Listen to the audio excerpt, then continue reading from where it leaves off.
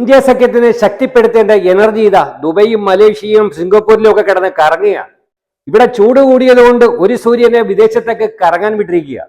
ഇന്ത്യയെ വെട്ടിമുറിച്ച് 12 കഷ്ണങ്ങളാക്കി മാസം തോറും ഓരോ പ്രധാനമന്ത്രി ആകാമെന്ന മോഹവുമായി നടക്കുന്ന വിദേശ ശക്തികളും രാജ്യത്തിനകത്തുള്ള രാജ്യദ്രോഹികളും ചേർന്ന് ചില മാമ്പറകളും കൂട്ടിച്ചേർന്ന് ഇന്ത്യ സഖ്യത്തിന് കൂട്ടുപിടിച്ച് ഒരൊറ്റ ഉദ്ദേശമേ ഉള്ളൂ: മോദിയെ താഴെയിറക്കുക.